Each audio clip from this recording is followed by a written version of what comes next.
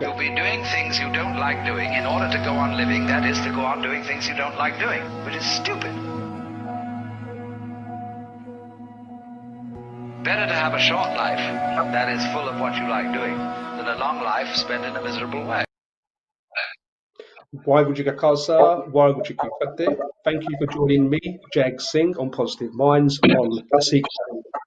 Positive Minds is a program about how I bring on experts on my show and they share their amazing information with us to better our lives. Also, I speak to many inspirational people who, again, give us this great enlightenment advice on how we can make our lives better. Today, I'll be speaking about a special topic, which is the chat with everyone right now. Everyone's talking about it at the moment, and that's children going back to school in September. And with me today to give me some great advice is a amazing teacher, Harbindar Kaur Tooray, who likes to be known as Harby. Harby, thank you very much for joining us today on the Positive Minds. Thank you, it's lovely to be here to talk about this topic today. Thanks, Jack. Excellent, excellent. Now, Harby is an amazing teacher. She's been in the teaching field for many years and an excellent mother to her daughter, Angel.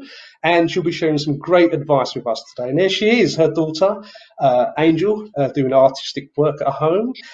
So, Harby, the first question I'd like to ask you is, tell us a bit more about yourself. I can see you're very creative with your daughter. Yeah, I think we have to be, kind of creative with our children, and especially as a teacher as well. I've been teaching for 20 years. Background is a creative subject: design, technology, textiles, food, English, RE. So I've taught quite many areas, depending on what the schools have needed. Also, yes, mother of a 7-year-old, so she's kept me on my toes as they do. And also opened a business, hair and makeup business, a while ago. So it's nice to keep busy, but obviously with COVID, we've had to teach at home. We've had to entertain our kids. And with Angel, I mean, she does love arts and crafts and maths and English. But I think the main thing is keeping a routine and, kind of sometimes they have their off days as well when they, teaching can be, or them learning, they want to learn in fun ways. So like if you need to teach them maths, you can get them to weigh things in the kitchen or help them measure something. Or so I think it's good to keep a routine for kids, which is what I've done with my daughter. And I've done that like with a little mums group and things like that with her school as well. But I think we're getting there. I think we're getting there very, very slowly. We need to be positive. Excellent. I love that. I love that. Being positive and positive minds, Bindi. Thank you very much. So the first question I'm going to ask you is, what would be your advice to children who are returning to school in September? What would be your advice to those children, Bindi? Well, I think we need to be very aware, obviously, that some of our kids and students they've been shielded for almost 5 to 6 months. The main thing is, to kind of talk to them and get them to understand that, there is time we need to get back to normality, if we can call it that, but it is going to be very, very different.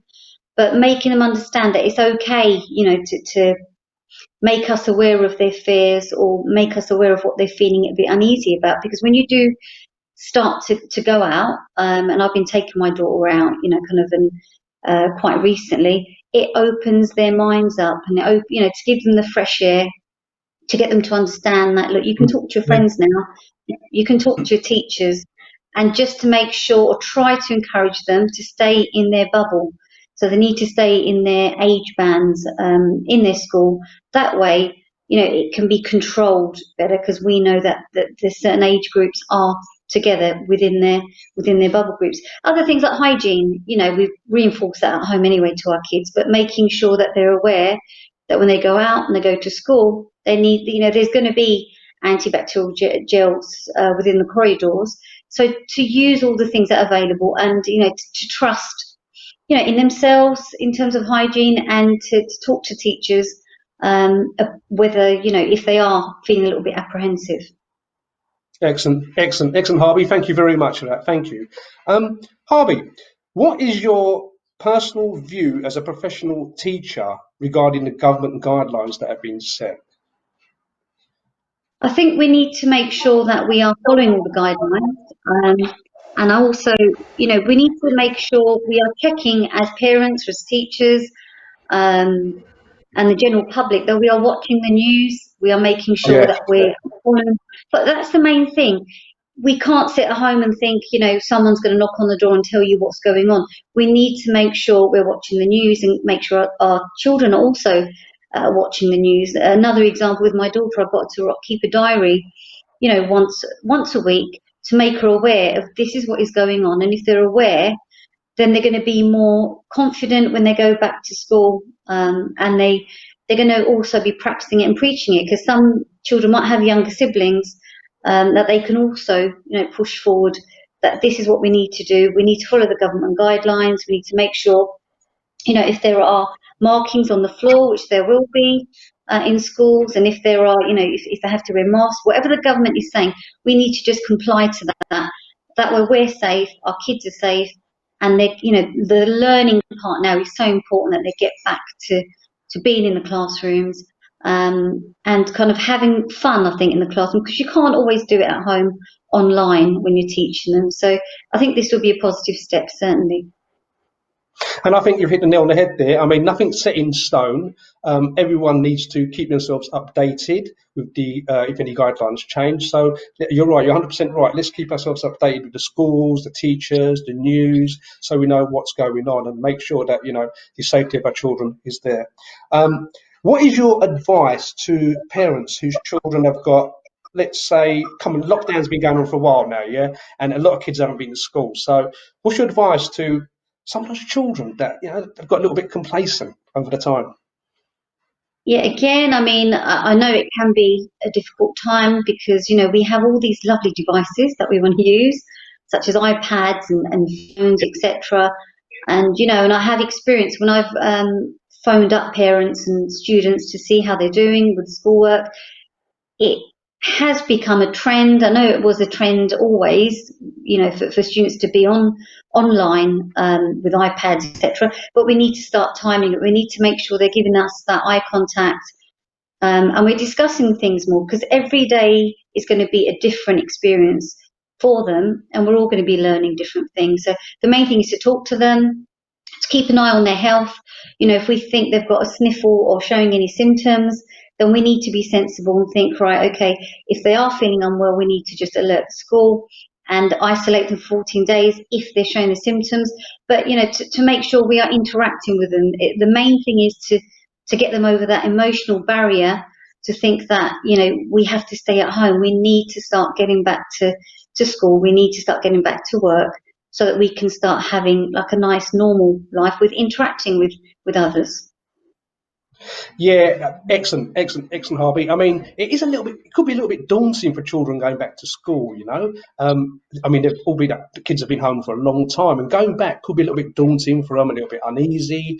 But I'm sure Yeah. that, the professional teachers out there like yourself, will make these kids feel their confidence. And not only that, and I think it would be a great effort from the parents as well, who can sit, like you said before, sit down and talk to their children before they go back and say, listen, everything's going to be fine. There's guidelines set in place, and as long as you follow the basics, like you're saying, washing your hands and everything, I mean, they should be okay.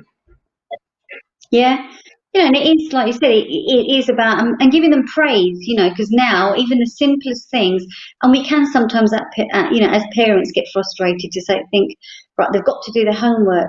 There are deadlines that need to be met. But when they come back to school, it isn't going to be, we're not going to be pressurizing them to get, kind of certain tests and whatever done. We're going to be, the main thing is to ensure that their well-being is safe, that we're discussing with them, what's happening and how we can communicate with each other, and do simple things that are a little bit different to the way that they were before.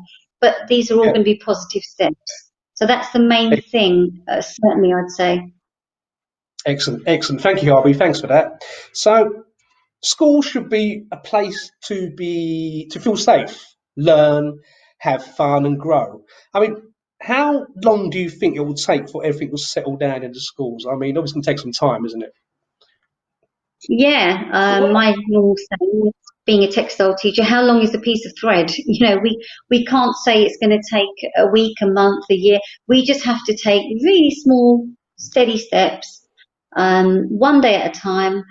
keep updated with the news, keep our hand sanitizers and whatever with us, and just be aware and alert to what is going on. That's the only way that we can move forward with this. And God willing, think everybody is, if you go outside, you do see people are all being, kind of sensible, and taking the right precautions. So the main thing is watch the news, praise our kids. It might be something really small that they've done, but by praising them, like even simple things like they're taking care of their uniform, or they're helping out at home, or they've got their books out and they're getting excited about doing something new, and that will encourage them. And we all love praise, so to try to kind of give them more praise, that way they'll want to go to school and learn more, and they'll want to talk to you at home also, as a parent. Excellent, excellent. Thank you, Harvey. We're sitting here talking about the children, but let's not forget the teachers and the school staff members. I mean, this is going to be a bit of a challenging time for them as well. I mean, like yourself, it's going to be a challenging time. There's a change going on. Everything's different. Do you think it's going to be a bit of a challenging time? Oh, yeah, certainly. That's a really, really good point, actually, because we've all been working really, really hard, and there's so many different sectors in the school that have been working throughout the holidays, or trying to set programs in place. And staff such as, yes, the head teachers, certainly, because they are the ones that are making the main decisions, and they're going to make the correct decisions for all students and staff. Then we've got other staff members, like we've got the heads of departments, we've got teachers, we've got SEN members of staff, we've got the cleaners, we've got the people in the canteen. So it's huge, it's an absolutely huge amount of people in the community that are, going to be working together as teams to make sure it's safe for our kids. And, I've always said this to my students, the last time I spoke to them was before we broke up for the summer, is to enjoy, that family time. We've had this time now to spend with our family. This has been really, really difficult for everybody, but now's the time to be positive. And actually, I think a lot of students are going to appreciate, kind of simple things more. My daughter's the same. She's actually looking forward to meeting her teachers and interacting with her friends and finding out what they've done, kind of a little bit different during the holidays. So it's small steps, and it's, having a look at what other students have done, and talking to your, to your kids at home. Yeah, it's going to be. Excellent. Yeah. Yeah, excellent. Thank you very much, Harvey. It's great advice. Okay. Now, as I said before, it's going to be a great challenge for every school in the area, around the country, when kids go back to September. Do you think that the teachers and the school and the head teachers are all ready to rise up for the challenge? Oh yes, we are ready. We're ready to go, because when you're teaching online, it's not the same as seeing that child thrive when they're holding up their piece of work, or you're able to give them certificates, or you're able to they can see their merit marks on the system, and they're having that interaction. So, I know it's nice to hear a student's view when you are teaching online, but to have kids kind of airing views with each other, and kind of having a debate and things like that, that has to be done within a classroom. And where we teach practical subjects, they need to be showing creativeness without just looking at a screen. So I think going back is going to be really exciting. I'm looking forward to meeting all my students, and a lot of students are looking forward to coming back. There are going to be a little bit of hesitation, but we're all in the same boat. So we need to make sure we're praising, and we are trying our best every single day to make the next day a little bit better for everybody. Excellent words, Harvey. I mean, you're saying it right there. I mean, being at home, learning at home on the internet with children, it's totally different from the school bill going. Packing your bags and your bag and going to the next classroom and bumping into your friends. I mean, the kids they've been at home during lockdown, and they've missed all that. They've missed bumping into their friends and queuing up and stuff like that. But like you're saying, it's all gonna happen, and there's certain guidelines that have been set. I can be certain guidelines that have been set. They all need to follow and keep ourselves updated. Back to what I said earlier on, Harvey, about a lot of kids have got complacent, and let's face it, parents have got complacent as well, because this has been going on for a long time. I suppose now the time's come. We all have to rise to the challenge, teachers, schools, parents and students, and make a big effort to make this work. So what would your advice be to the people out there, right, who are now ready for this challenge? I would say, follow the guidelines. The schools are going to have, we've got the government guidelines, obviously, but, following some of the thing is common sense as well, such as, if you've got to get to a certain classroom, don't hang around in the corridor, get straight to your classroom, line up appropriately, look at the markings, use the hand sanitizer. So a lot of it is common sense. But it's just making sure if there are groups of students, try and keep in your own year groups. We call them bubbles, and start enjoying interacting with others and go home and talk to your parents about your experiences and take small steps. Certainly I'm not teaching us in a secondary school, watch the news, with your parents. If you're a little bit, kind of confused or stuck about something, you can ask your parents. You've got that time to, pause it and discuss it with your child rather than, letting them use the iPad too much. And we now need to educate our children at home as well that, come on, let's sit together, let's watch the news, and then give them their own space. I think that's going to be the main thing, yeah. Brilliant, excellent. I know you're talking about there. I mean, I've taught my daughter Alicia and my boy Josh to share stuff. Always share stuff, as give to others and that. I mean, that's just a generosity thing that I've taught. I'm sure many parents have outside, and so have you. But that's all changing now. I mean, you can't really share pens, rubbers, sweets. I mean, that's going to be a big change in itself, isn't it, for the children? Yeah, I mean, that's a really, really good point, because especially primary school children, as well as, we say at home, it's very good to share.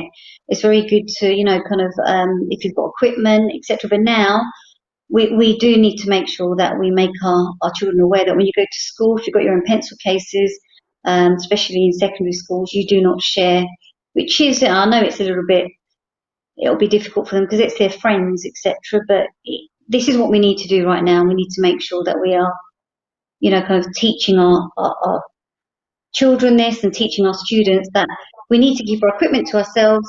Surfaces are going to be cleaned as much as we possibly can, but we need to take care of our own things.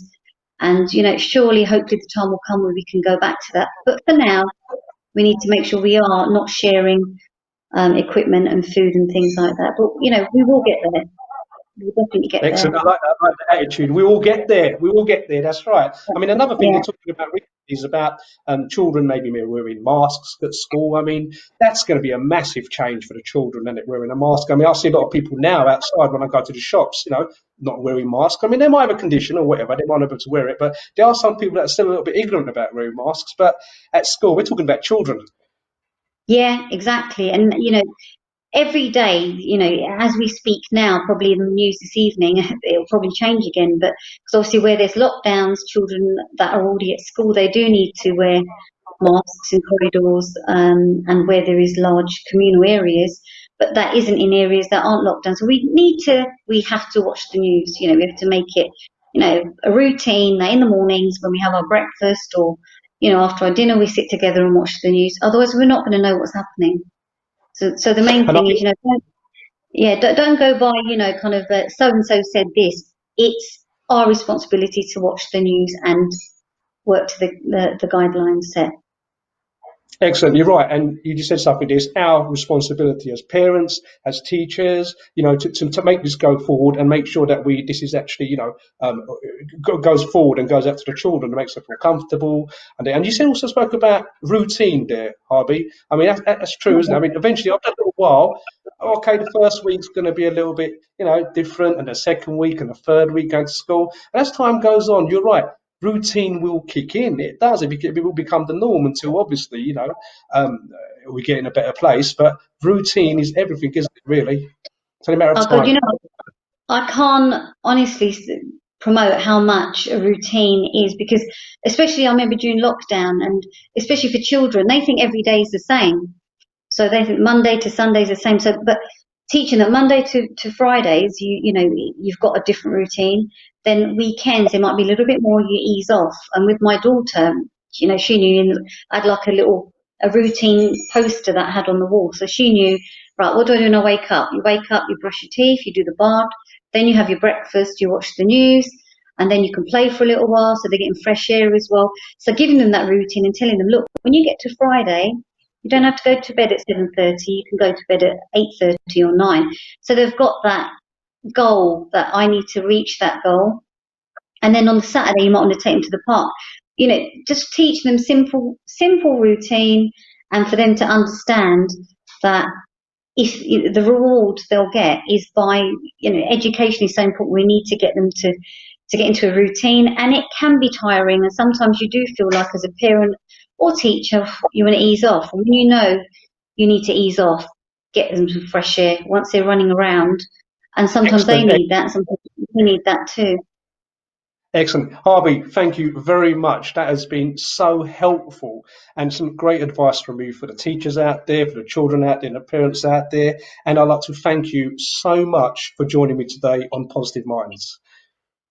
You're welcome. And I just want to thank you, Jack, for giving me this opportunity, because a lot of parents were, and I know we're a little bit apprehensive. So hopefully this would have made a difference, hopefully. And, let's all be positive and get our lovely children back to school, and then we can have the weekends, to enjoy them. But thank you very much. Excellent. Thank you very much. I'll tell you one thing, you're a force of nature. You're a powerful force of nature. Okay, so go out there and keep up the great work that you're doing. So here we have it, guys. I'm a professional teacher, Harbindar Kaur Tooray, who's spoken about that. As long as we follow the guidelines, all right, keep safe. Okay, let's not cut corners. As long as we follow the guidelines, we can do this. Like, as a nation, we can stand up together and make our kids, feel comfortable. They've missed their friends. They've missed their teachers, So let's get them back in school and make sure that we are positive, okay, we stand by their side, because this has never happened before in history. Okay, so it's happening now, and we're part of it, and it's up to us to make that difference. Okay, guys, so I'd like to thank you so much for joining me on Positive Minds today. My great guest, Harbindar Kaur Tooray, who's a teacher of many years' experience. And as I always say to you guys, keep yourself motivated and inspired, and keep going forward. Waheguru Ji Ka Khalsa, Waheguru Ji Ki Fateh.